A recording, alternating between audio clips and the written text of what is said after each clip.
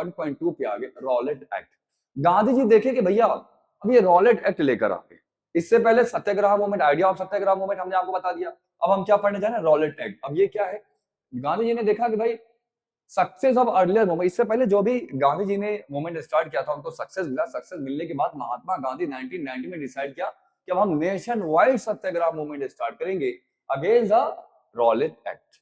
ठीक है, ये रॉलेट एक्ट जो 1919 में आया था, 1990 में जो ये लेकर आए, तो गांधी जी ने बोला कि भाई इससे पहले तो हम जो भी मूवमेंट स्टार्ट किया था हमको सक्सेस मिला कि नहीं मिला। हाँ हाँ आपको मिल गया गांधी जी, आप तो सही कह रहे हो।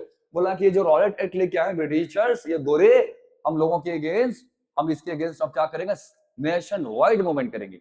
बेटा अभी छोटे छोटे जगहों पे हम नहीं लड़ने वाले, हम पूरे इंडिया में ये मूवमेंट लेकर आएंगे। बोला बहुत सही है।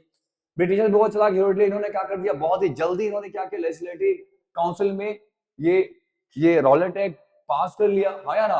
Opposition from the Indian members, इनके सामने इन्होंने क्या कर लिया, बहुत ही जल्दी रॉलेट एक्ट को पास कर लिया। सर ये रॉलेट एक्ट और रॉलेट एक्ट बक रहे हो सर, ये है क्या, सुन लो। ये रॉलेट एक्ट क्या देता है बेटा, enormous power to repress the political activities. इतना ज्यादा पावर देता है कि आप किसी भी पॉलिटिकल एक्टिविटीज को रिप्रेस कर सकते हो, दबा सकते हो, छोड़ सकते हो सिंपल वे में, यस और नो। क्या भैया, allow detention of political prisoner without trial of 2 year. भैया किसी भी प्रिजनर को उठाकर 2 साल के जेल में डाल दो, कोई पूछताछ नहीं है। 2 साल के बाद से पूछोगे अच्छा बेटा तुमने क्या किया था, तो बोलेगा देखो सर हम चुपके से स्कूल जा रहे थे, हम देखो कॉलेज जा रहे थे, हमको उठा लिया गया, हम तो घर जा रहे थे, हम तो पड़ोसी घर जा रहे थे, हम तो वाइफ के घर जा रहे थे। अच्छा ऐसा था, ठीक है बेटा, चलो चलो तुम हम छोड़ देते हैं।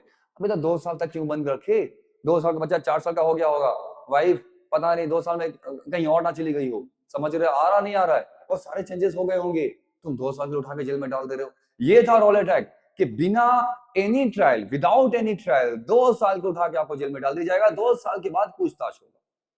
सर इतना ही था क्या, अभी आगे तो सुनो। Non violent civil disobedience against the unjust law, Gandhi ने बोला, और गांधी चाहते भी थे कि नॉन वायलेंट हो और सिविल डिसोबीडियंस मूवमेंट हमें स्टार्ट करें। किसके अगेंस्ट, ये अनजस्ट लॉ रॉलेट एक्ट के अगेंस्ट। आई बात समझ में। अब उसके लिए गांधी जी ने क्या किया, हड़ताल किया, कंप्लेंट शॉट डाउन किया 6 अप्रैल। गांधी बोला अच्छा बेटा तुम मानोगे नहीं, 6 अप्रैल को हम क्या करेंगे, हड़ताल करेंगे और पूरे शॉप्स को हम क्या करेंगे, शॉट डाउन कर देंगे, बंद कर देंगे। रैली निकाली गई, रैली ऑर्गेनाइज की गई, अलग अलग सिटीज में रैली ऑर्गेनाइज की गई, रैलियां निकाली गई, वर्कर स्ट्राइक में चले गए, रेलवे वर्कशॉप को बंद कर दिए गए, शॉप्स वर क्लोज डाउन, सब बंद कर दिया गया।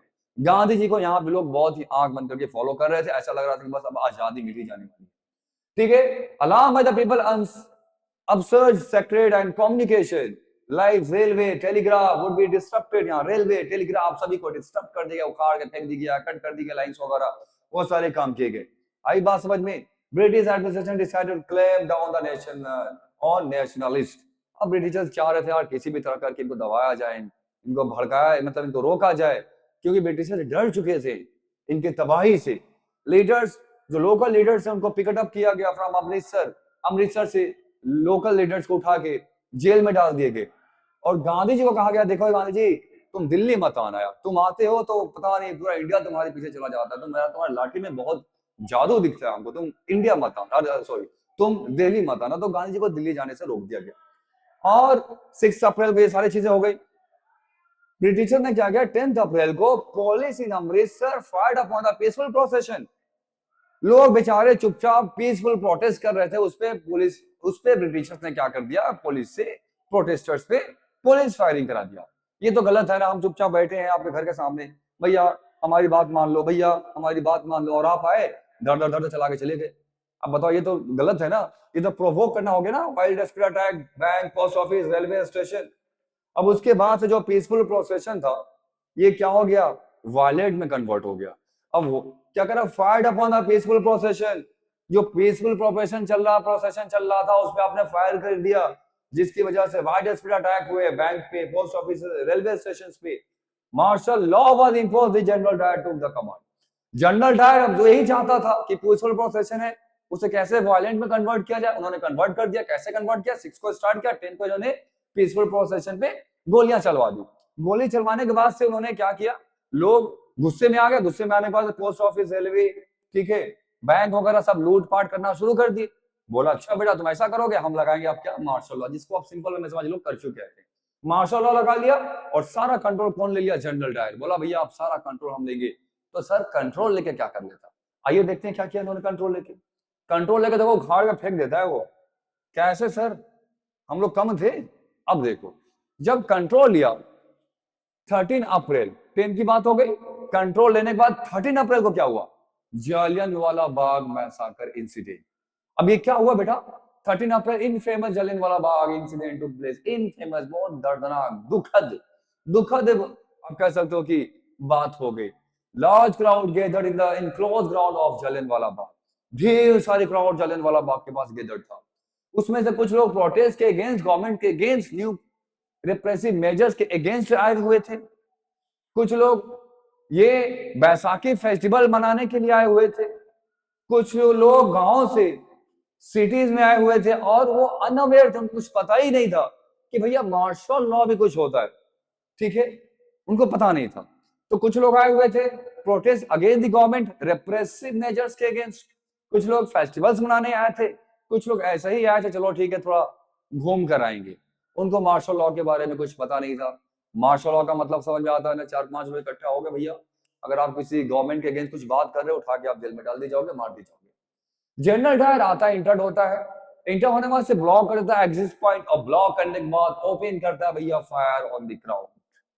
क्राउड पे जो एग्जिस्ट पॉइंट था, एक ही एग्जिस्ट पॉइंट था, वहां खड़ जाता है। खड़ने के बाद पुलिस को कहता है भैया मार। अब वो दौड़ मारना शुरू कर देते भाई। Hundreds of people were killed, बेटा 100 ही मरे होंगे।